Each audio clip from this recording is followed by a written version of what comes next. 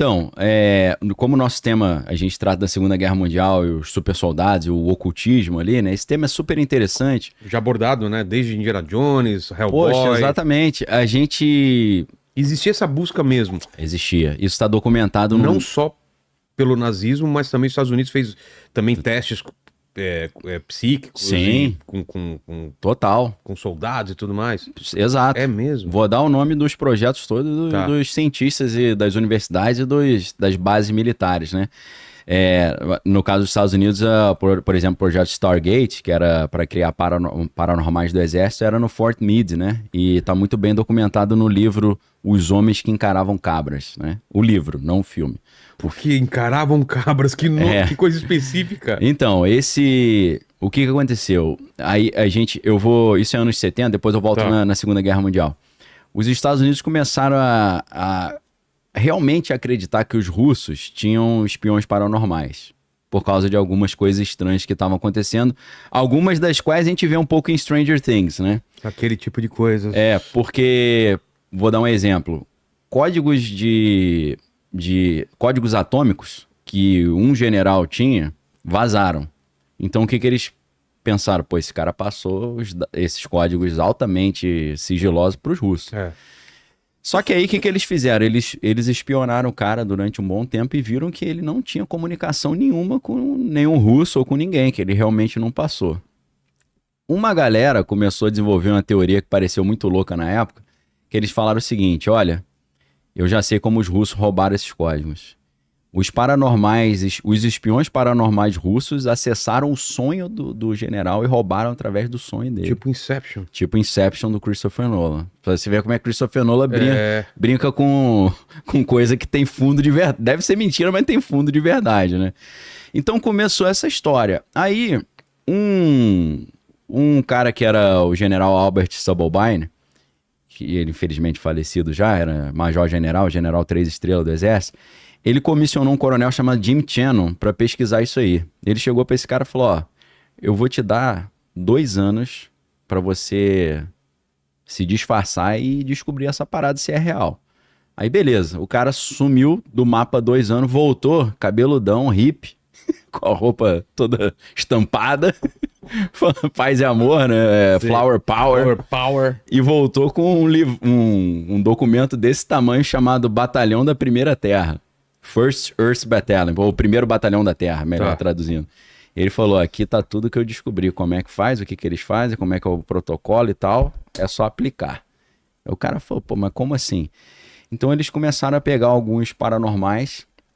O primeiro que eles usaram foi um cara chamado Ingo Swann, é o nome dele, e eles começaram a fazer umas pesquisas num negócio chamado SRI, que é Stanford Research Institute. E o físico que era o responsável era um cara chamado, tá vivo ainda, Hal Puthoff.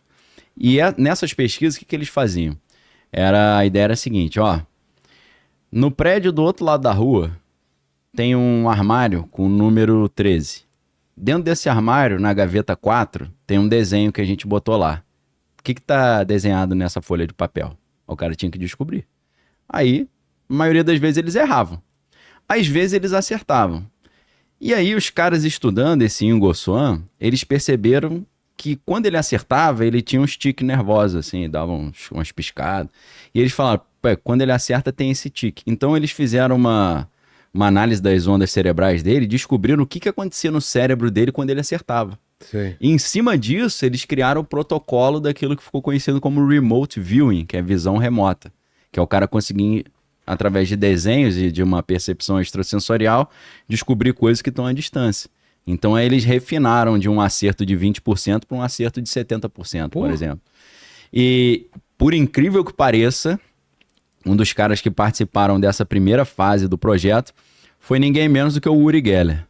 É mesmo? O Uri Geller participava. O cara que entortava garfos. Entortava os garfos. E, inclusive, o livro Os Homens que Encaravam Cabras, que é bem diferente do filme. O filme é uma comédia em cima de uma história real. Mas representa os personagens originais do filme, que é o Joseph McMonagall, o Major Ed Dames, o Jim Channel, né? O Jim Channel é o Jeff Bridges que faz. O Major Ed Dames é o Kevin Spacey. O Ewan McGregor faz o papel do jornalista, do John Ronson. Então, o livro começa com o jornalista entrevistando o Uri Geller. Pô. E ele falando, eu participei desse projeto mesmo, projeto Stargate. A história do Uri Geller é muito estranha, porque o Uri Geller, ele era membro do exército de Israel, e dizem... Tá lá, mora lá. É israelense mesmo, né? Daí o nome, né, diferenciado. Ele, aí o Ingo Swann, esse é o Ingo Swann. Tá mostrando ali o remote viewing, né, os desenhos. Tem desafios ao vivo que eles fazem, é sensacional. O cara acha criança perdida. O cara... fizeram um com o outro cara, que é o Joseph McMonagle.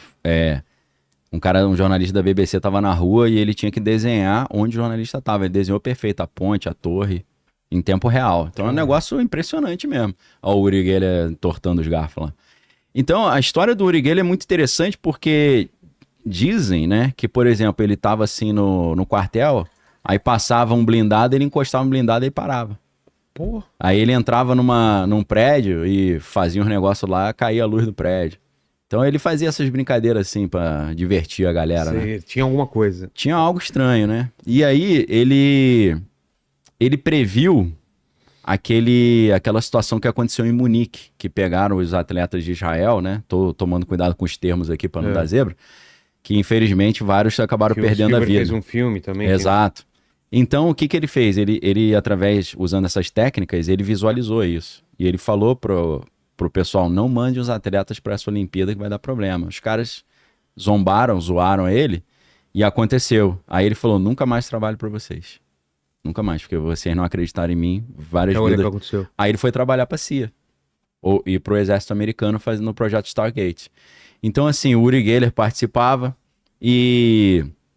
O major general, né, que é o general Albert Stolbobein, ele falava que o objetivo último deles era desenvolver... São habilidades, assim, como essa de remote viewing, mas o topo seria matar uma cabra só olhando para ela. Ah, por isso o nome. E aí os caras perguntaram, mas vocês chegaram a esse ponto? Ele falou, chegamos. A matar? Ele falou que sim. Porra! O John Ronson no livro, que é um livro de jornalismo investigativo, né? Não é um livro de teoria da conspiração. Inclusive o cara é cético, né? Ele vai pesquisando, falando, não acredito, acho que é mentira, esses caras são loucos. Mas ele falou que ele viu um dos caras dar um nocaute num camundongo.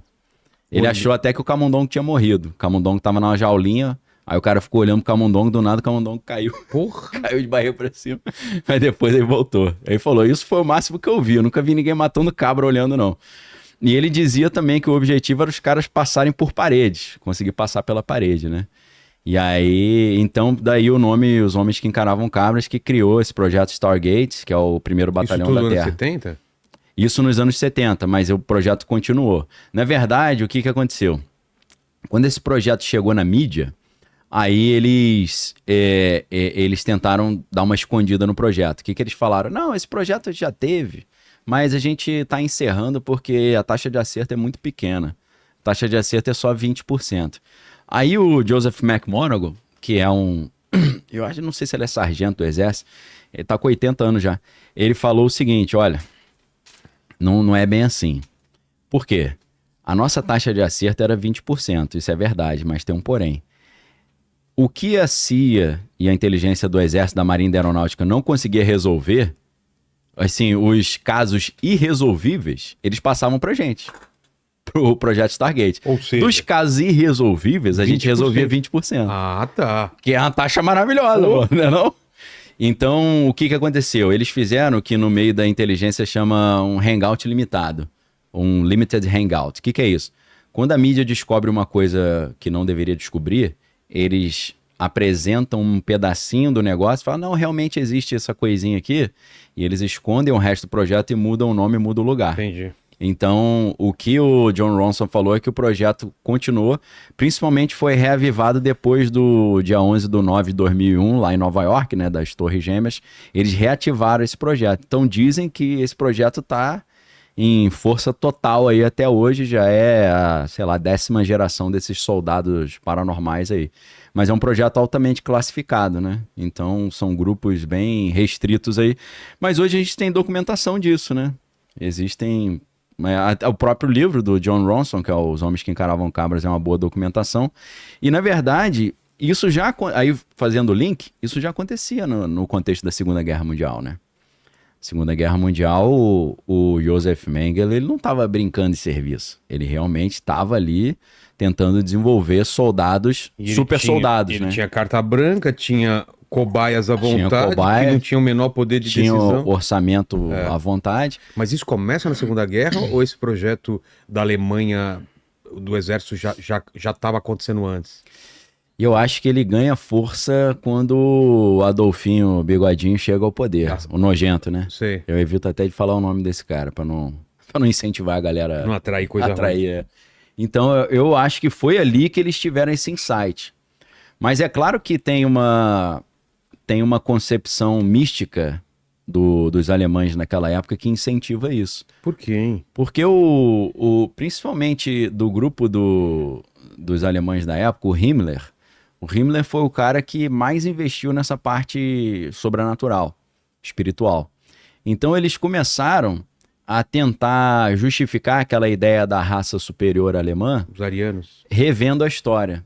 E eles foram revendo a história, chegando, através da teosofia da Helena Blavatsky, eles chegaram até a história de Atlântida.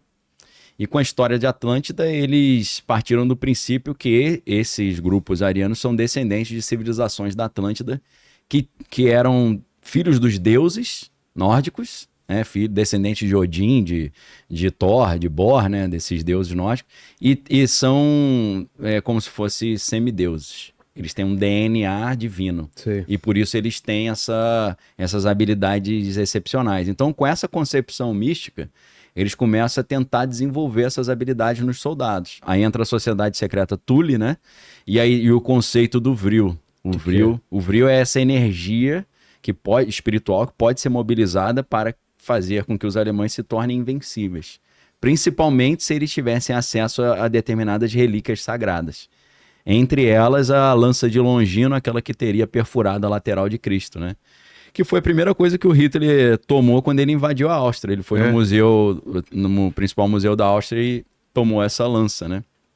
Porque eles tinham uma concepção que o Terceiro Reich seria a consequência do Império Romano, evoluiu para o Sacro Império Romano Germânico e dali eles restaurariam como se fosse um novo Império Romano, um terceiro Império Romano, por isso que é o Terceiro Reinado, né, Terceiro Reich, através principalmente das relíquias da coroa e a lança de Longino. Ele achava que se ele tivesse as duas relíquias, ele seria invencível e ia criar um reino de 1000 anos. Que nem a gente vê no filme do Indiana Jones, os caras foram atrás também da arca. Exatamente isso. Isso está documentado no livro do Sidney Kirkpatrick, que é As Relíquias Sagradas de Hitler. Aí eu tive que falar o nome, né?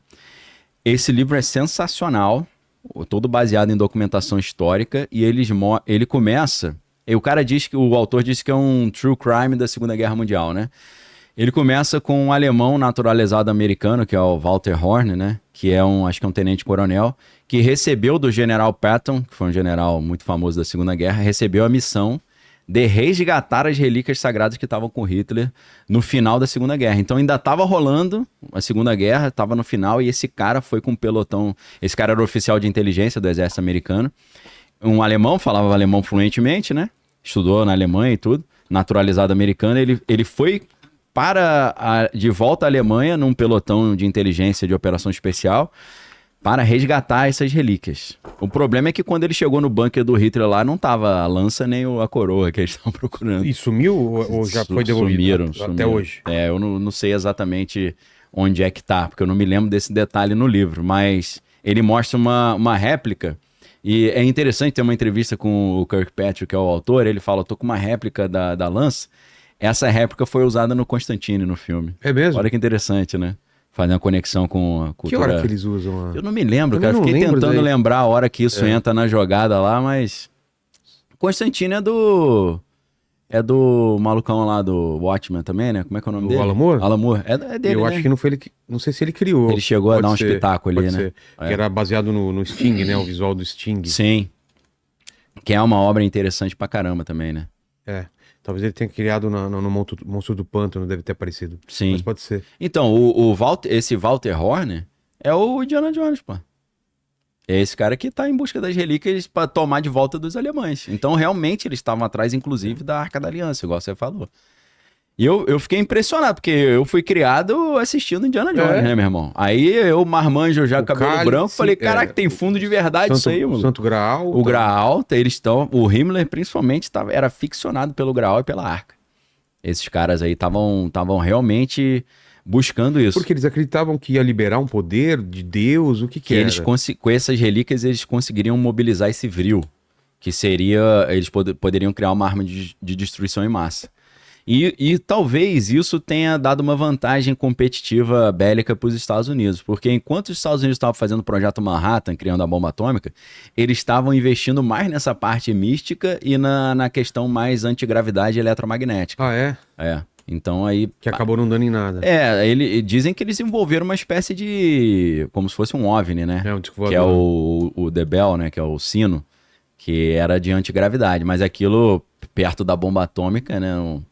Não tinha tanta força. E também que os alemães acabaram sendo esmagados de um lado pela Rússia, do outro pelos americanos e os aliados, né? Não deu tempo deles envolverem. Mas a grande questão é que no livro do Kirkpatrick ele mostra que eles tentaram fazer o terceiro Reich, mas deixaram tudo pronto para o quarto Reich. Então, algumas dessas relíquias e alguns desses projetos eles transferiram, por exemplo, para a América do Sul e continuaram continuaram esse projeto na Argentina, por exemplo, no Uruguai, né? Ah, é? E no Brasil também, porque o Joseph Mengele oficialmente morreu aqui no Brasil, né? Verdade. Dizem que não, né? Que ele tá vivo até hoje. Só que é muito difícil de reconhecer porque ele é muito gordo, um cara que pesa mais de 100 quilos. Então a fisionomia dele estaria diferente. Mas o cara estaria com mais de 120 anos, eu acho, né? Não me lembro exatamente. Mas dizem que tem uma conspiração que ele não morreu afogado em Santos, não, né? Como a história oficial diz. Tem até um livro meio exótico aí de que o Hitler tinha morrido aqui no Brasil, né? Que tiraram até uma foto dele, Sério? velhinho. Tinha essa teoria? Tem essa teoria. Tem até as fotos dele, velhinho, com a esposa brasileira. Mano. Nas teorias muito doidas, né? Mas assim, essa parte de que eles estavam buscando as relíquias e realmente queriam achar a Arca da Aliança, e o Hitler acreditava que com a lança ele seria invencível, tá muito bem documentado no livro As Relíquias Sagradas de Hitler. E eles tinham realmente essa visão mística de que eles são descendentes dos deuses. Aí eu... Quem seria o cara? Ah. É meio... A pesquisa é interessante, assim. Eu não parei para destrinchar, mas parece ser bem documentado. Mas é surreal, né? Surreal. Surreal imaginar isso aí, né? Parece o Marquito. Marquito, né? Mas essa busca do ocultismo era uma coisa pessoal também do Hitler? Era pessoal também. Ele tinha essa... Por que ele tinha essa fixação? Ele tinha uma religião, alguma coisa? Então, eles tinham essa ideia das religiões nórdicas tradicionais, né? Então eles achavam realmente que eles eram descendentes dos povos, eles chamam de Lemúria, né? Que eram os lemurianos lá da Atlântida, e que eles são os herdeiros dessa raça de semideuses que governavam o planeta Terra antes do cataclisma, né?